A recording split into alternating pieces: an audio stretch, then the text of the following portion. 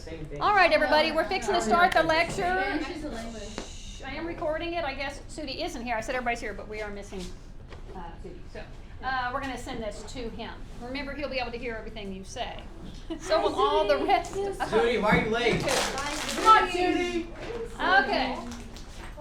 You're doing great. Everybody, you felt pretty good about the first week of homework. Everybody's good. You got to find all the sites and there. You were able to click on the links. Every now and then you may click on one of those links and it won't be there. If that's the case, just write down it's not there. Try to find it elsewhere. Look in Wikipedia or something like that. Try to find the answer elsewhere. I will tell you that sometimes students will say, site not found, but all the rest of the students in the class found it. So keep that in mind, that I'm looking at everybody's homework. So don't just make something up that said, I couldn't find the site. Well, look harder, okay? Try again. I couldn't find anything on this. Okay, one thing I like about American history is we can take things a little more slowly. If you know somebody who's in the high school class, they're going much more quickly than we are. And so I'm able to slow things down here so we can talk about the things I want to talk about in a little more depth.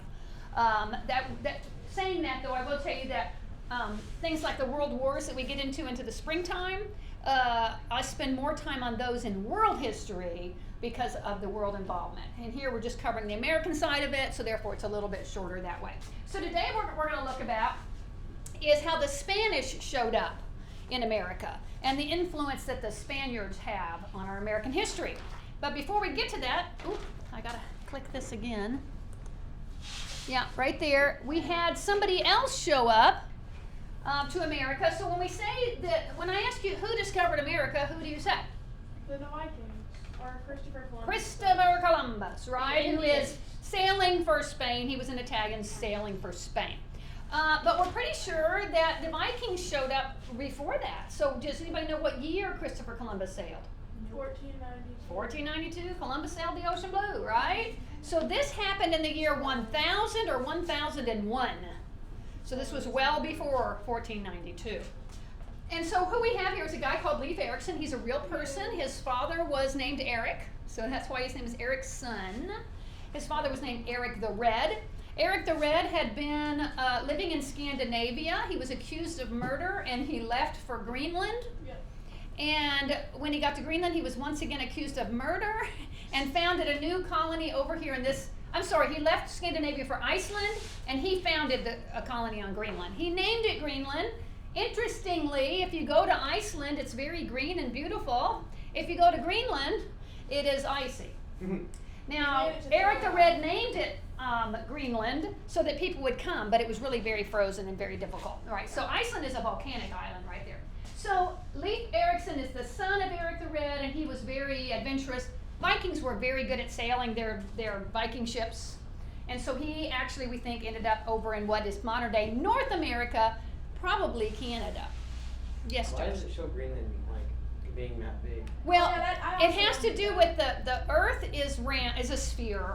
And when we try to show the sphere on a flattened out surface, it kind of extends. It's like when you show Antarctica, it's huge, right? Because it's all across the bottom. It's only because we're flattening out a sphere. So that's why. Now, Greenland is pretty big. It's pretty big. It's certainly bigger than Iceland. I know it's not like all the way over there. Yeah, It does go up to the quote-unquote North Pole. No land up there anymore, of course. All right, so we can see here the different areas where Erikson probably sailed. And it was the year 1000 or 1001. Here they are coming across the choppy seas of the Atlantic Ocean over to the east coast of North America. So we believe he's the first European to have set foot in North America. He called it Vinland because they found a bunch of grapes growing there. And so Vinland means wine land. They would use the grapes, of course, to make wine. So that's supposedly what he named it. This is a place you can go to in Newfoundland, Canada called L'Anse aux Meadows. It's called that because the people who settled that area later were French. We'll get to them. I love talking about the French in America, but right now we're looking at the Vikings and the Spaniards. So you can go here. These are like Viking-style homes that have been built in the area. Now, there is, a little bit, like a little shire of some sort. There is some tradition that some of these Vikings stuck around. They say that Leif Erikson went back home because I don't know why, couldn't make it in the New World. I think there were lots of natives around that were making it difficult. But some people say that the Vikings stuck around And in fact, there was this Viking rune stone, so these would be all the letters that the Vikings used, found in modern day Minnesota. So does anybody know football? Josh, what's the name of the Minnesota team, professional? Minnesota Vikings. The Minnesota Vikings. That's why they're called the Vikings, because there's this evidence that the Vikings were in Minnesota.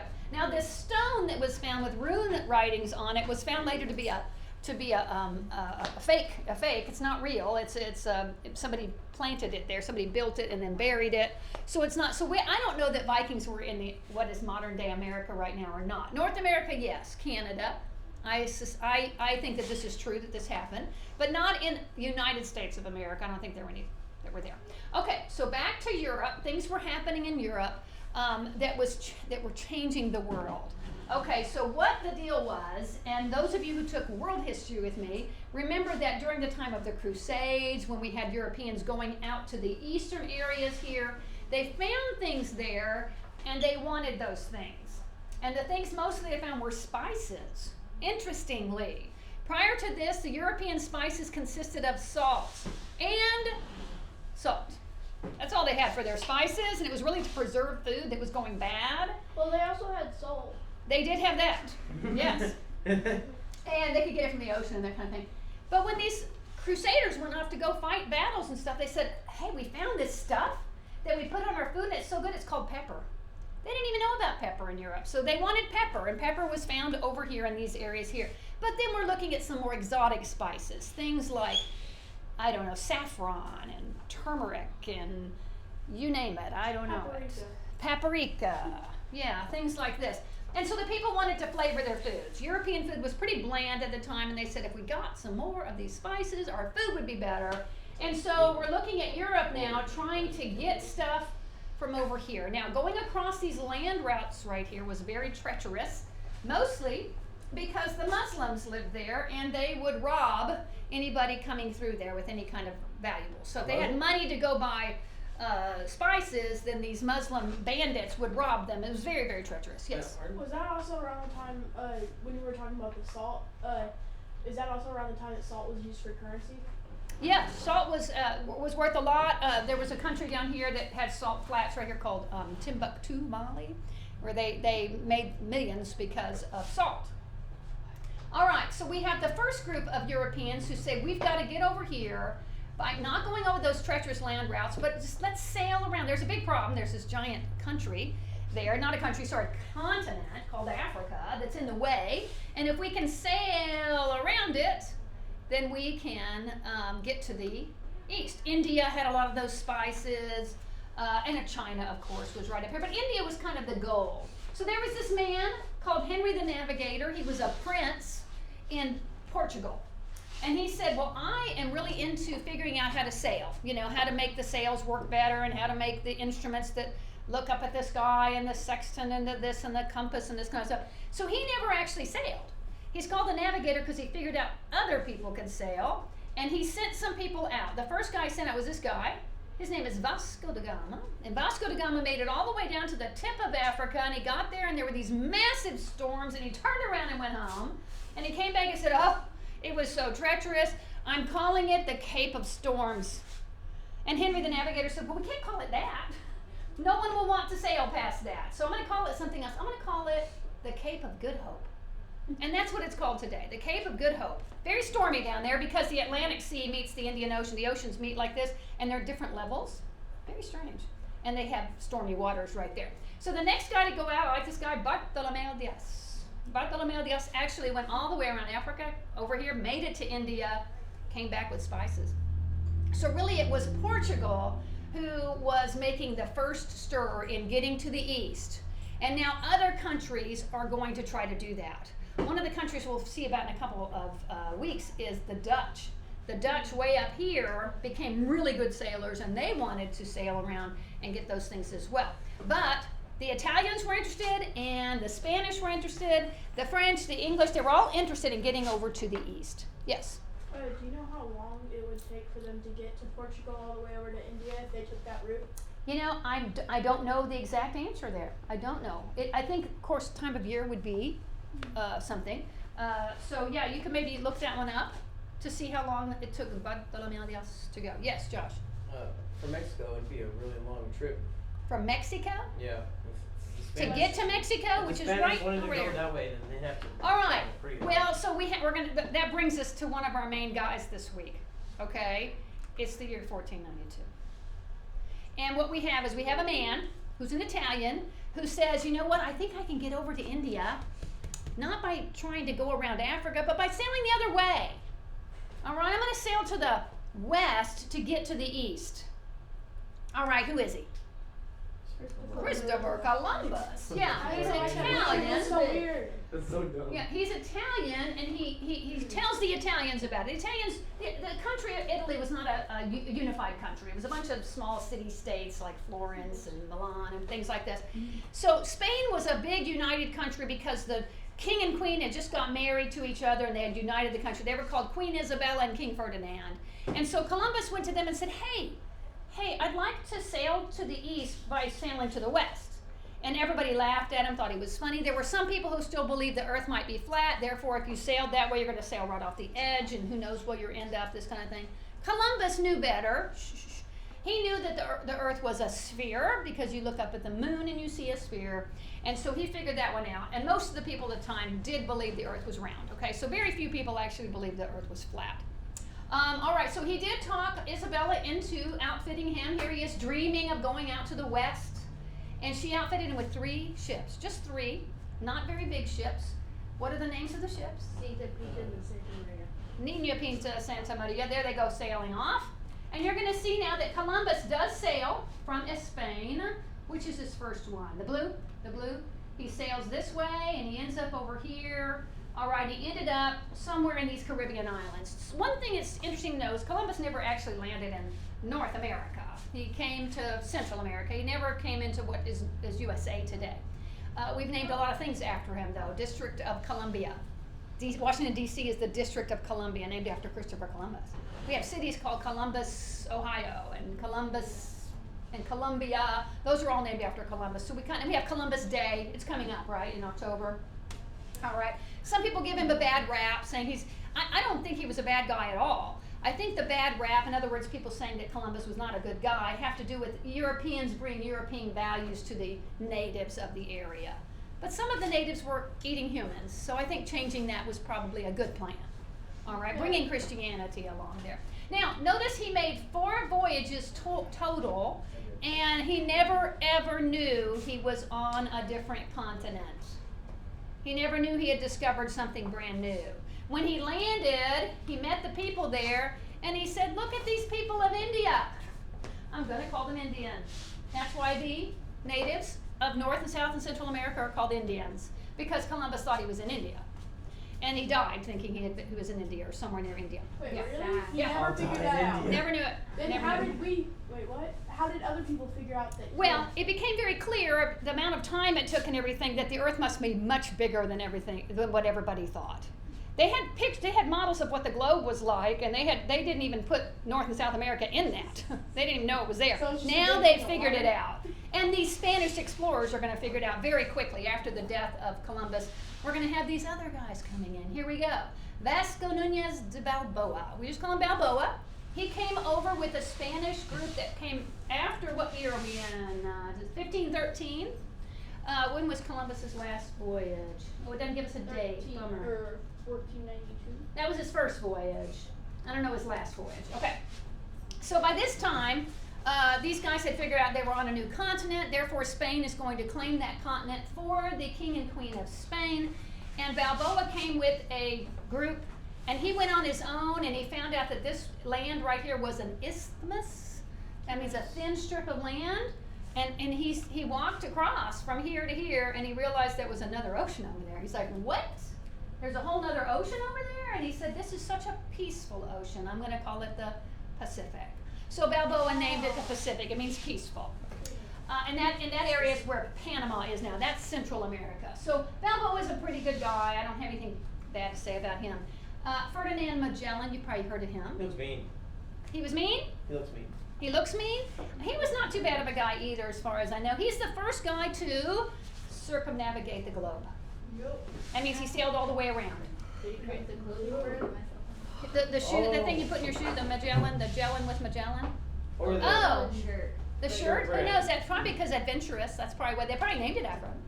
So he's sailing from Spain, right, and coming all the way around below South America over here. He gets over here to these islands right here. I will tell you, at this point in time in the Philippine Islands, Ferdinand Magellan was murdered by a band of natives. Cannibals? They killed him. I don't know if they ate him, but they killed him. So technically, Ferdinand Magellan himself did not circumnavigate the globe because he never made it back. His crew did. But his crew did. His ship did.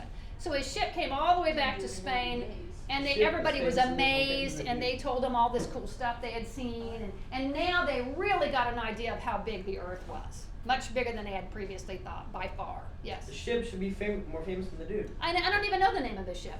I know. So he gets credit for it for sure. All right. Now, over in the New World, these Spaniards were encountering things like this. So this would be it would have been considered at the time, and even now it's considered a ruin. But look what good shape it's in. Yeah. So this is a remnant of a civilization that when the Spaniards showed up, this civilization was already gone. These are called the Maya. Okay, they were already gone. How'd they So build people that? say the Spaniards ruined everything by bringing disease and all this kind. Well, these guys were already gone. Guess what? The other natives in the area captured them, made them slaves, killed them, etc., etc. Okay, so they were gone. But they had built these impressive pyramids. They're called step pyramids. They're very similar to what was going on in very ancient Mesopotamia and places like this. Look how big it is in someone. It was now. Keep in mind, it's solid. There's not an open part on the inside there. There's a little open part right up here at the top. This is a what would you call this? A religious temple, and what was probably happening up there was human sacrifice. They were killing people. All right. Then they ended up getting the Maya got captured, and they were made human sacrifices as well. So what goes around comes around.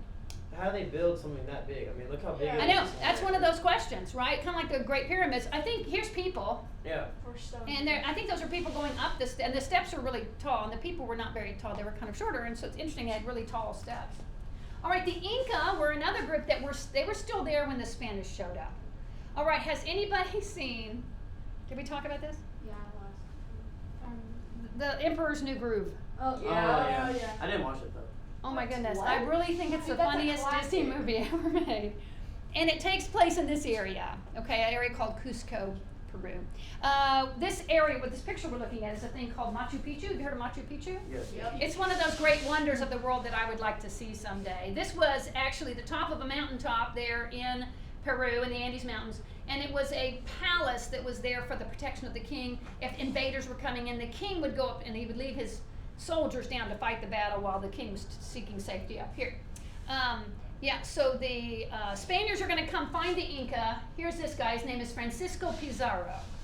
Pizarro is one of the bad guys. Okay, he came in and took over this group of people, and I believe, yeah, the king of there was like a little bit of a civil war happening at the time, and the guy that won was a guy called Atahualpa, and Pizarro killed him.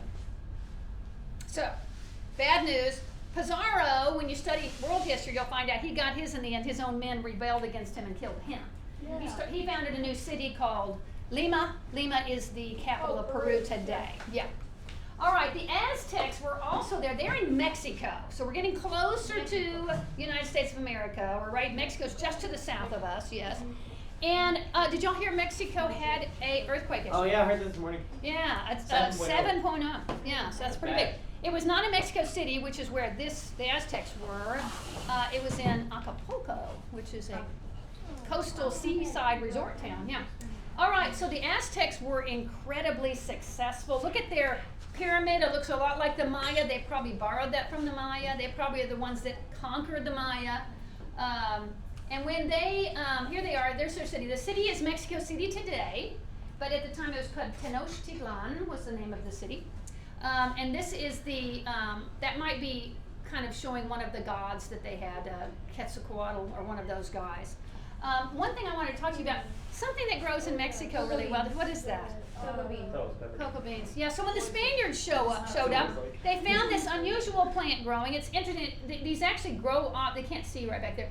Those pods grow off the trunk of the tree. Oh really?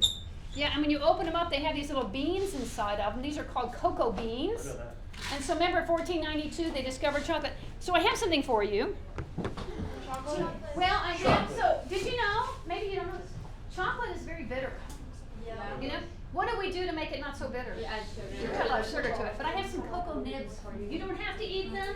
They are gluten-free. They're healthy for you. It turns out that Are they gonna be chocolate bitter? is like superfood. Well, I will say these are nibs, and so they're 60%. They're coated with chocolate. They're actually really good. But you can taste the bitterness in them. And like I said, you don't have to eat these if you don't want to. But I have some for you. It's like I have a rattle.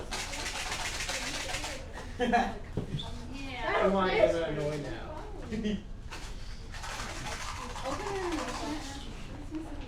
Did I get some of you? No. They look like candy rocks. What is I was kind of. Yeah. So you can open them up and taste it. What do you think? You can tell that they. You can kind of tell the bitterness, yeah. But they have this yummy sweetness. So that's because They're good, but they have a covered lot of with bitterness. chocolate. It tastes like dark chocolate. In I love it. addition, Yeah. That tastes like Exactly what it is.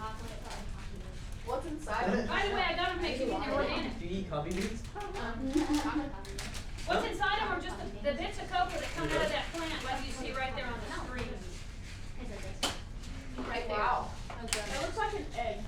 Can I have some more? It's Yeah, like you a really pepper. have to process them. Can So all chocolate beauty is processed. Guess what? Okay, now, I can do this now. listen. When the Spaniards showed up, though, they didn't eat, the Mexicans were not eating the chocolate like this. What they were doing is they were making it into a strong drink. Cocoa. Cocoa. Chocolate. It was hot cocoa. I also have hot cocoa, No, thank you. I knew it. if you want it. Yeah. That's why I was heating up the water over here. I was wondering what that noise was. Yes, that's what the water's for. So what I'm gonna do real quick, y'all, is I'm gonna, listen, I'm gonna pause this, but remind me to restart it, okay? I'm pausing it. I think we're gonna. Okay, so the cocoa that they were drinking would have been very, very bitter. They didn't really add sugar or milk to it. And it was considered a religious exercise and also for only the wealthiest and the most powerful. So the king would be drinking this cocoa, kind of a thing. So the Spaniards thought it was pretty cool, ended up taking cocoa back to the old country, right, to Spain. And then chocolate became, of course, very, very popular after that. Here's a spoon of soup. Okay, Thank you. everybody's drinking cocoa and eating cocoa nibs. Who needs to stir this stuff? And, There's still a ton of powder on the okay, next, we'll look at these, in Mexico, in the city of Tenochtitlan right here, which is Mexico City today.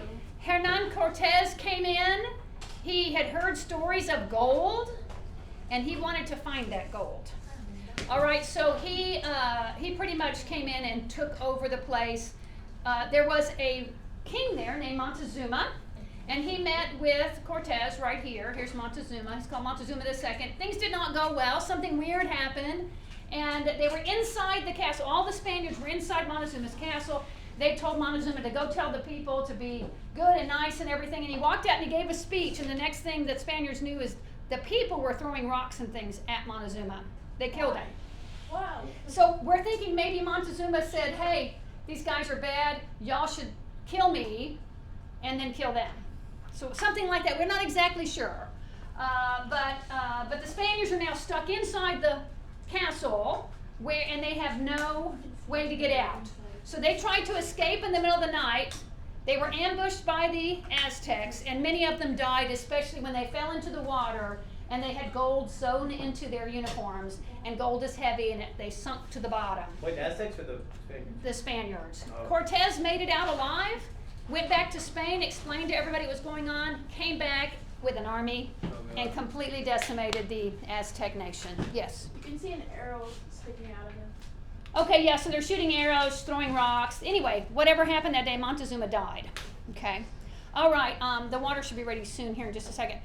The next guy we're going to talk about is one of my favorites. This is Cabeza de Vaca. Who speaks Spanish? What does cabeza mean? I should speak Spanish. What does vaca mean? Red. His name is Cowhead. Mr. Cowhead. I should speak Spanish because I'm half, so. All right, turns out this is the first Spaniard to set foot in Texas. Oh, All nice. right, so he has a Texas connection. If you remember, the tribes that lived on the coastal area of Texas. Remember the Karankawa? What Yeah. did I tell you about the Karankawa? They were cannibals. cannibals, yes. So we're going to Of see how course. Cabeza de Vaca comes along. And he's shipwrecked. He didn't mean to come to Texas. Listen. He didn't mean to come to Texas. And he's going to meet up with these people, and he's going to use a bit of trickery to get out of being at lunch. Oh, this is the guy you're Yes. talking about. You say your gracious. Yes. Oh, There's one spoon. David, send the spoon down. And this girl. Unless you put your mouth on. Anybody put their mouth on the spoon? No. Okay, we're just stirring with the spoon. All right, we're going to watch a little video. And furthermore, y'all, if you want, I do have actual chocolate bars. I'll take one. Okay. And y'all be watching Wait. like chocolate. That depends on what it is, though. Hershey chocolate bar. Okay, I'll We'll take take it. it. Wait, is it melted? Max, more cocoa bugs? No. Okay, you got it. Okay, everybody, I need you we're in to. like a 30-degree room. And Over. listen. Are you just telling me you want chocolate, David? Okay. Listen to the video. In 1536, when slave catchers near modern-day Culiacan in Mexico saw 4 bedraggled travelers approach them in the desert heat, they were shocked to discover that the men were Christians, white men, and they spoke Spanish. They were the last surviving members of the ill-fated Narvaez expedition to Florida in 1527, and they had lived in the wild expanse of North America, cut off from their homeland and the rest of civilization as they knew it for the last 9 years.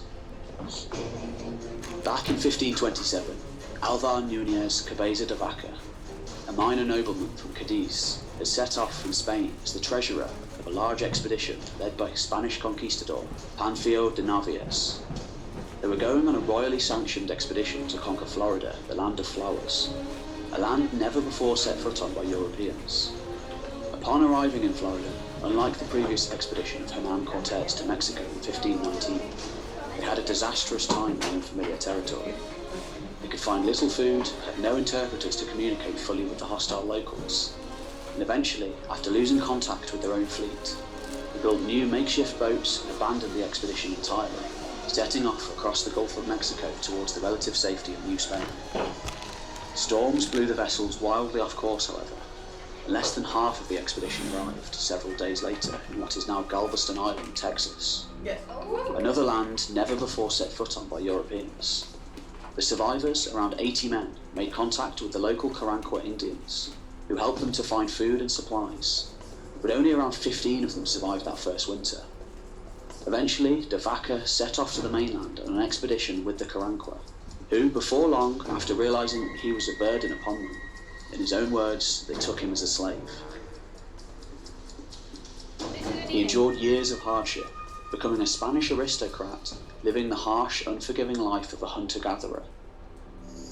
Finally, he escaped and wandered the desert for a time, becoming a kind of a faith healer, giving advice and healing people with a sort of basic grassroots version of Christianity.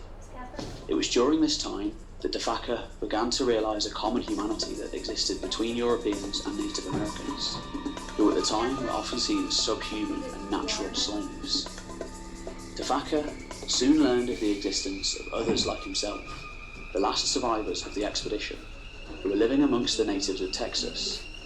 Upon their emotional reunion, the 4 men decided to band together to try and make it back to the world that they had previously known. Possessing a basic knowledge of the geography of the area, they soon realized that in order to avoid hostile tribes, they would have to walk the entire way down to Mexico. They walked for years, witnessing both settled agricultural towns and hunter-gatherer peoples along the way.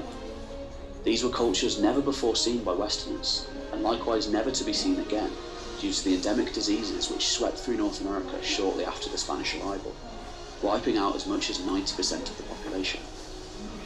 Finally, in 1536, after 9 long years, now barely recognisable as Spaniards, the 4 men walked into the path of who they had once been. After the experience, de Vaca was a changed man.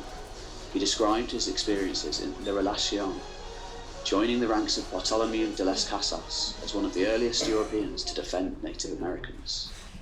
I don't know about the Rishi, though. All right. These 3 right here. So Cabeza de Vaca, first Spaniard in Texas. This is his route. I just find this interesting. Look where he went.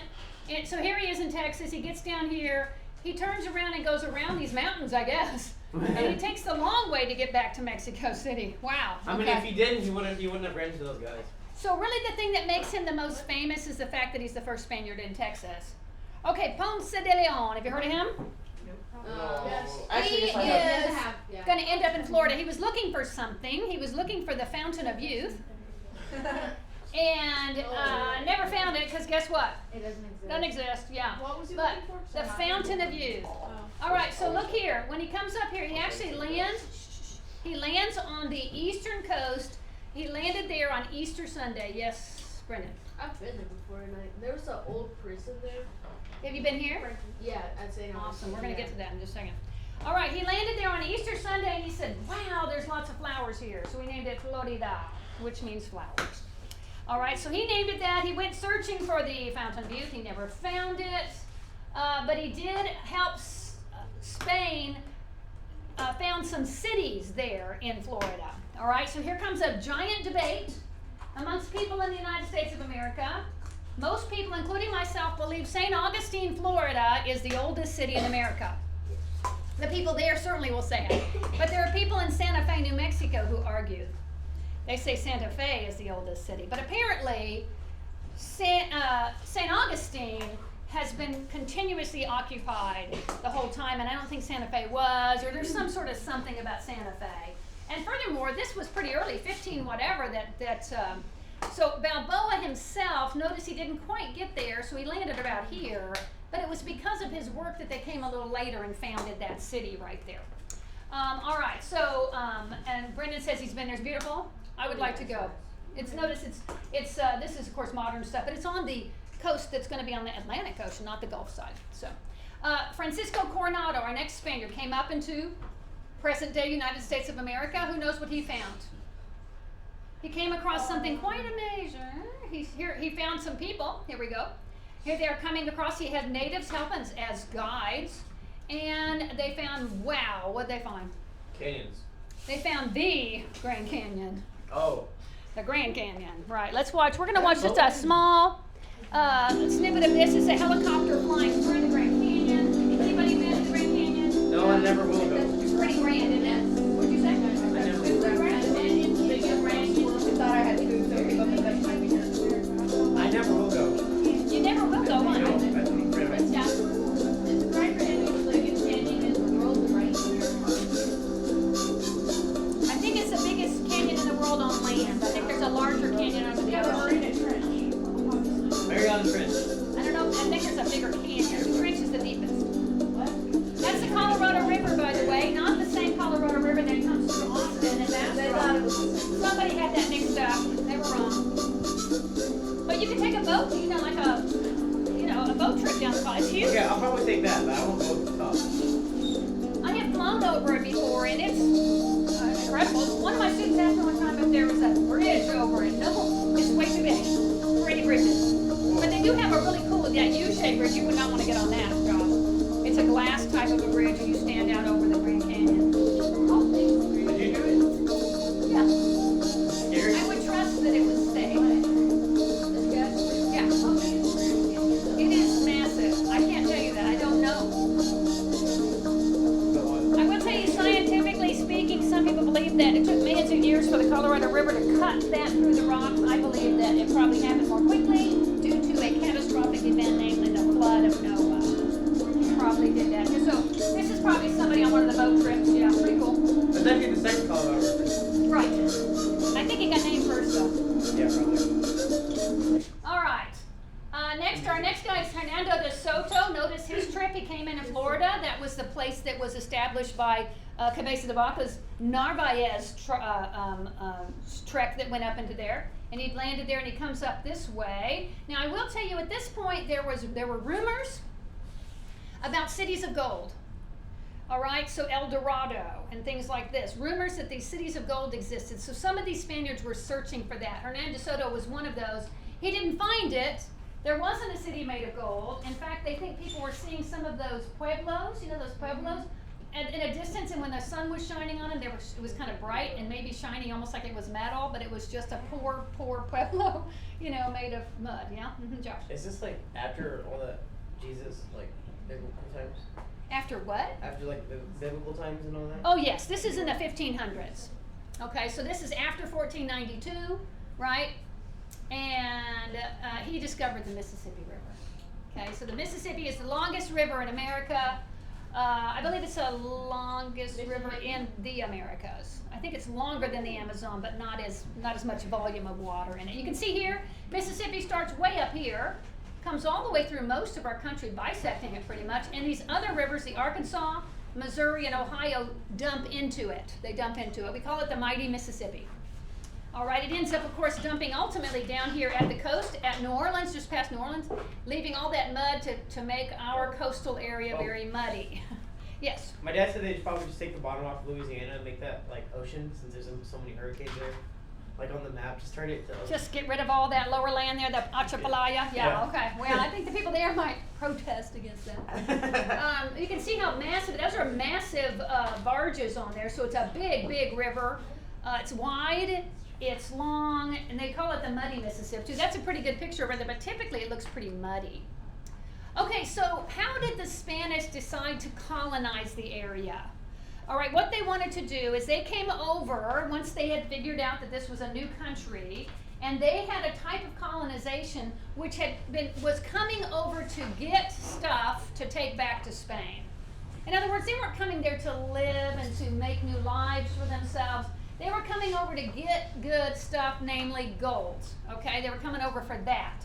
And so they have the mother country, and they would have the colony that would send resources back to the mother country, and the mother country would support the colonies by sending like processed things. Like they could make stuff in Spain and send it back to the colonies. Question?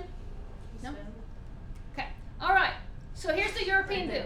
It's called mercantilism. Do we have a question? Anybody need the spoon? Oh, want to pass the spoon down? All right, it's called mercantilism. Have you ever heard of a mercantile? Do you know what a mercantile is? It's a store. Yeah, it's a store. Good.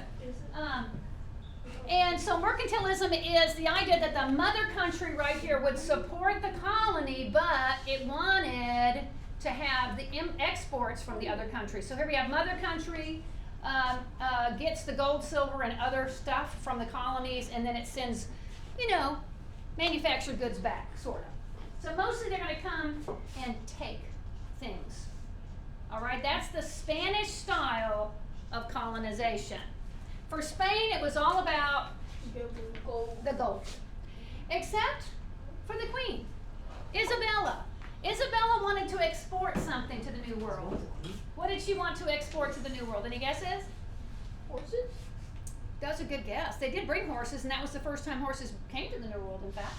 But what did she want to export specifically? People. No? Gold. She wanted to export Jesus.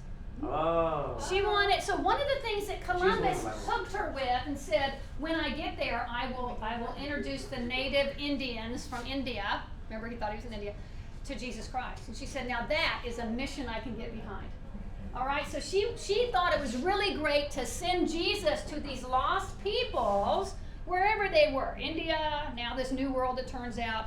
And so she came up, with Columbus, she decided to send certain people, and the people she's sending are Catholic priests. Oh, great. Spain was very Catholic. In fact, the whole world, we're at 1492, yeah, the Reformation has not happened yet, so there's no Martin Luther yet. So everybody's Catholic. Everybody who's Christian is Catholic at this point. All right, so she sends the guys over. So here they come. They call them the Padres. Padre is Spanish for father. And they're going to come over to, look, it's called New Spain. Look how Texas is in there, right? All this area that you get orange here is, I think it gets, I thought it went all the way to the Mississippi, in fact. This all claimed for Spain right here, all of South America as well. You find out in world history how they split up South America between Portugal and Spain, and the people in Brazil today speak Portuguese, whereas everybody else speaks Spanish in South America. So, Dang it. Britain doesn't and have that's too much why that anymore. happens there. Yeah. So, Britain in doesn't have that much Texas, anymore. they set up a mission system. So what this was the Padres would come in, and they would reach out to the natives there by building a mission. Guys, don't talk while I'm talking. All right, so here, let's talk about the Texas mission system. So what they wanted to do was to build a church. Here's the church. And then around it, some sort of like dormitories, if you will, for people to sleep in. But they have the natives nearby. See, there are the natives up here living in their little Wigwams Looks like or a probably a what y'all call them? pueblo. I'm thinking like a wigwam or whatever you want to call it, It TV, looks like a whatever it is. pueblo. Yeah. So, so here they had the church that they would teach about Jesus. They had farming, and so there were a couple things that they wanted to farm. Local stuff, right? So local stuff would have been what grows well in the area: beans, corn, things like this. Remember, corn was a New World food; they had not heard of it before. But something, and maybe cocoa, but it's a little too hot in Texas to grow cocoa plants. Sadly, okay, they need kind of a more tropical, in like in the middle of Mexico area. All right, but one thing that the fathers wanted to bring with them, what the priests brought with them, that they didn't have, they weren't growing very much over here, were grapes. Now, why would the priests want to grow grapes? Wine. Make wine. To make wine, because in the Catholic religion, you know, the wine for the Lord's Supper is super important, right? And Yep. and it's real wine, as far as I know, you know, that they do. So they're over here growing vineyards and they're making wine, and that became real important to France much later when the French vines were dying and they needed some hardy vines, and they got the vines from Texas. Wait, hold on. Does that mean they got drunk at dinner? No, that wasn't what it was for. They don't overdrink. No, they just have a little bit. Yeah. Yeah, okay, so has anyone here ever been to Goliad? What? No one's ever been to Goliad? Oh, we should take a field trip, y'all. Okay, let's do it. Woo! Have you ever been driving down south on 304 toward the coast, and you go through a little place called Gonzales? No, I think And then you hang a right and you get on 183 and you pass by this awesome old building. No, I think I have. It's called Goliad. You can tour it. Okay, and from here I think it's probably, I'm gonna say it maybe an hour and a half away. It's that far away. my game league's It is way so over. nice. Now, so what the Spaniards would do is they would build a church, but they would also have a fort nearby. And the only place in Texas where the church fort system, the fort's called a presidio, the only place in Texas where that still exists is in Goliad, which is an hour and a half away. It's such a great trip. So on one side of the road, there's a park called Goliad State Park, and that's where the church is. You can go into the church. I believe they still actually have services on Sunday, but you can go in during the week and ring the bell. They let you ring the bell. And you can tour it, of course, and they tour all around there. And then across the highway, just down the road a little bit, is the Presidio. And you can tour that as well. They say on a clear day, you can climb up into this tower and look out to the south and see the coast.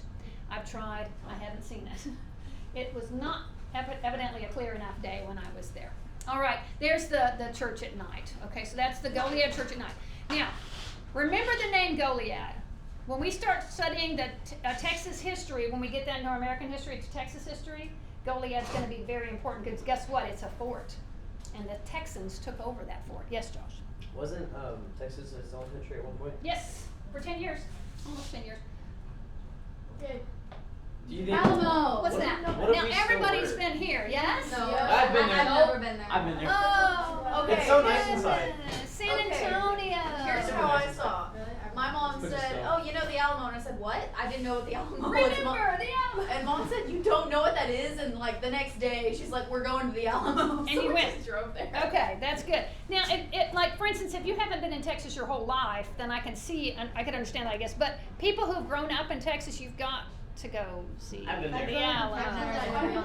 I went It's on a kind of tour. smack down in the middle of San Antonio. I the went, El I Pardo went in City. the tour and like they gave us like little earpieces so Uh-huh. the tour guy could like talk to the earpiece Yeah. so you could hear.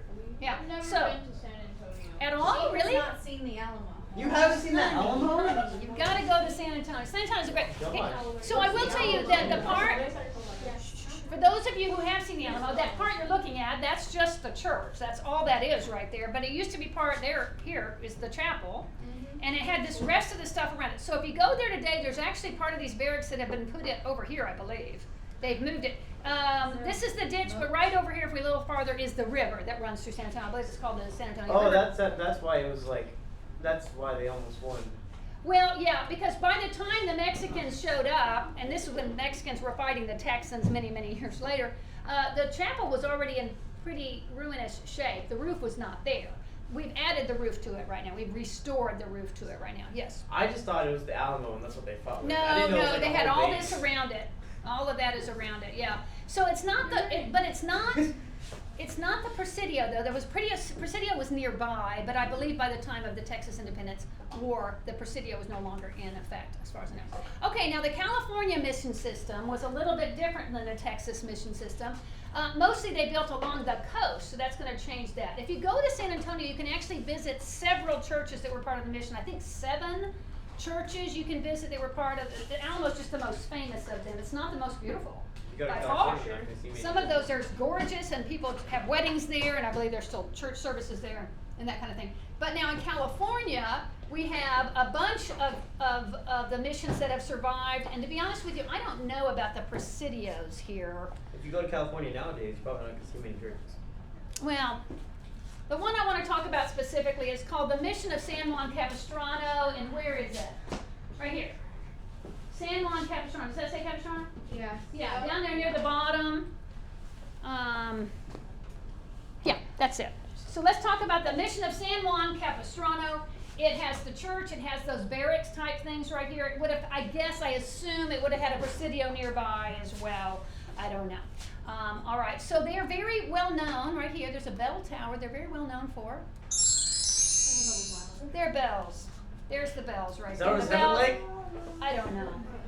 And then this is a model of the church that shows somebody's restored the church. So that's what this is what the picture shows. Notice it's in the shape of a cross right here, but somebody has there's the cross. I don't see the dome right there, but apparently maybe a dome was added later or something like this. I'm not sure what kind of model this was, but remember we're having a model project, a project that's coming up. If you want to build something like one of these Spanish missions, that might be a good choice. Even out of Legos, something like this could be built out of Legos. Hey, I But you probably would have to do research to build it the way that it was really, not just make up your own design or anything Probably wrong, too. like that. Yes. So is it possible that I can make it in a video game and show the picture on screen? He wants to make a Minecraft Or like- model. Or like do a video of it beforehand and then I show you all the video. I could be talked into that.